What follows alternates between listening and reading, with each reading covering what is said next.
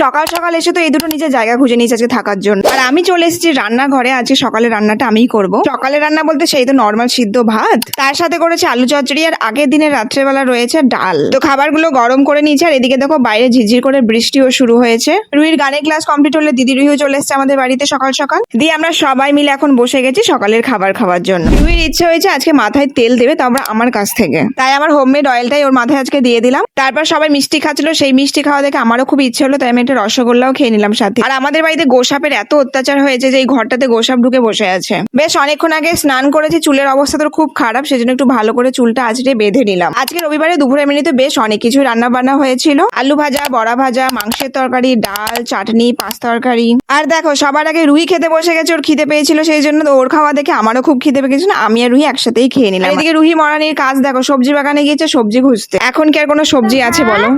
এটা ডাল, এটা মাছের মাথা দিয়ে পাঁচ তরকারি, আর এটা হচ্ছে ইলিশ মাছের কারি। ওয়ান্ডারফুল। খাই।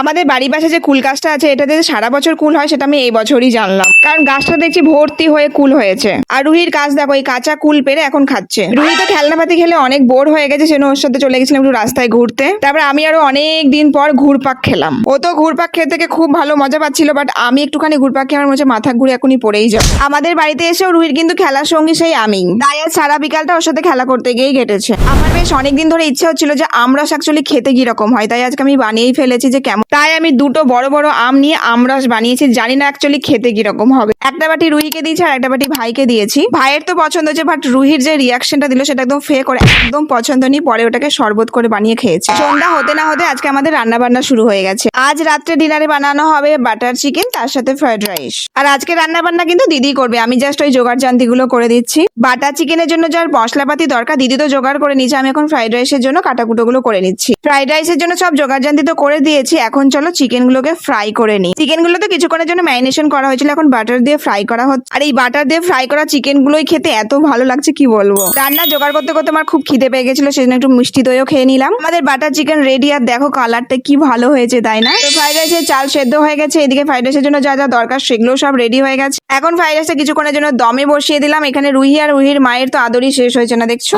বেশ কিছুক্ষণ ফ্রাইড রাইসটা দমে রাখার পর আমাদের পুরো ফ্রাইড রাইসটা এখন রেডি হয়ে গেছে। তার সাথে রুহিরও খুব খিদে পেয়ে গেছে, তো আমরা এখন বসে গেছি সবাই মিলে টেস্ট করার জন্য যে কেমন হয়েছে খেতে। আর আমি মনে হয় বেশ অনেকদিন পর ফ্রাইড রাইস খেলাম, আর ফ্রাইড রাইস আর চিকেনটা তো খুবই টেস্টি হয়েছিল, খেয়ে তো মজাই আ গয়া। আজকে ডিনারটা জাস্ট জমে গেছে।